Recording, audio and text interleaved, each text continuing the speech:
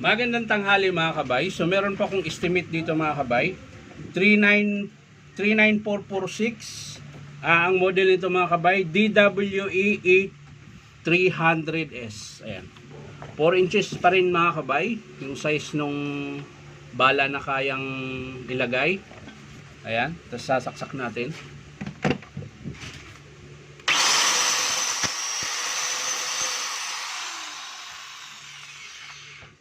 So gumagana siya mga kabay, pero pigil, tsaka may tumutunog dito. Parang ano yata yung bearing, tawag nito. Parang sira yung bearing. So bubuksan natin yan mga kabay. Tingnan natin kung anong dahilan. Hanap lang tayo ng pambukas.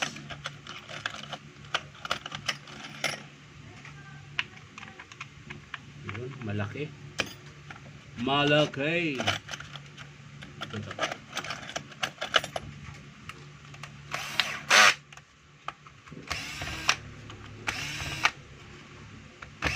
So yan mga kabay, sa mga gusto magpa-repair, punta lang po kayo dito sa Powerman Hardware, 530 T. Alonso, Santa Cruz, Manila. Ayan. So hanapin lang po yung signboard ng DeWalt. Nakalagay DeWalt Stanley. Ayan.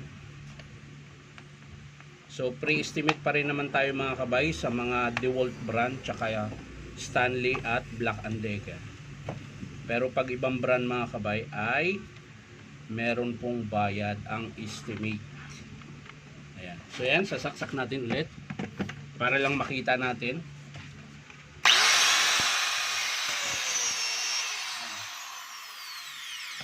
So pigil po siya mga kabay. Para siyang ano, parang may sumasabit.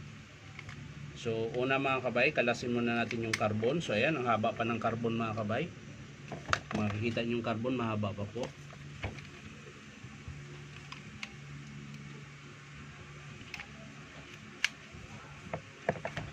Tingnan, kailangan natin hugutin yung armature.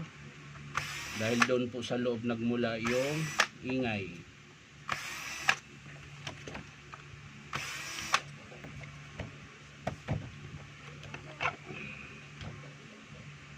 Yun, ayun no.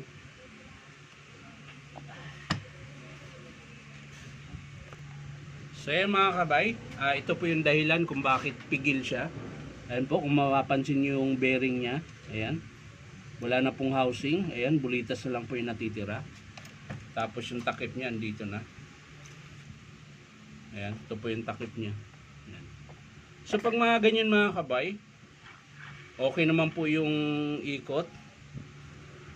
Although may tama dito, pero hindi naman siya nagdikit mga kabay, okay lang. Ayan. So kaya po nagkaroon ng tama dito mga kabay, ito. Dahil po yan dito sa bearing na lumuwag. So tumama po siya doon sa gilid ng brush holder. Ayan. Pero hindi naman po siya nagdikit, okay lang. Pero pag mga ganyan mga kabay, tapos umuugong, subukan nyo pong tanggalin yung mga nagdikit dito sa bar. Ayan, minsan gagana po yan. Ayan. Pero yung iba talaga, pag matagal na pinapaandar, hindi rin talaga gumagana. Kahit tanggalin nyo pa yung dumikit dito sa kanyang bar. Ayan.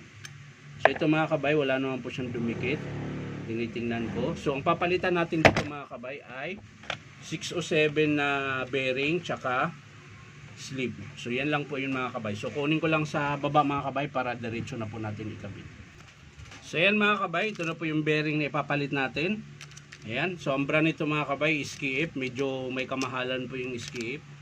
Pero meron naman pong nabibili lang na mga mumurahin yung tig 60. Kaso lang yon hindi pa ginagamit, alog na. So itong Ski-Ip mga kabay, medyo maganda, hindi medyo maganda talaga, tsaka wala siyang alog. So yan po yung ikakabit natin dito mga kabay. So saglit lang mga kabay, ipipress ko lang po.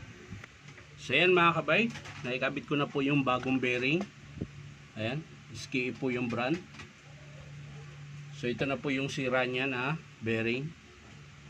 At yung kanyang sleeve. Ayan, ito po yung bago. So kakabit na po natin yung sleeve mga kabay. Ayan. So pwede na po natin ibalik mga kabay para matesting natin kung hindi na ba siya pigil. So yan mga kabay, babalik na po natin. So isasalpak na po natin ulit.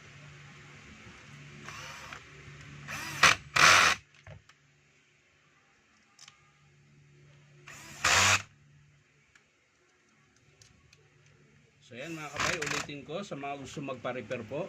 Punta lang po kayo dito sa Powerman Hardware, 530 T. Alonso, Santa Cruz, Manila. So kakabit na po natin yung bearing mga kabay. Yung yung carbon. Ayan, balik natin sa dati. Pati yung kabila. Ayan. Syempre yung pinakatakip. Ayan, housing.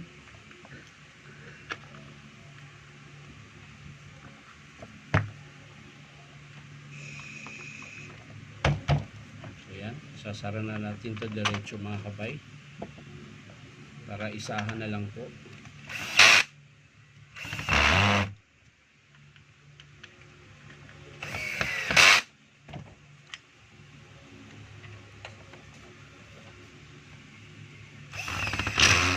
So yan mga kabay, ayos na. Testing natin.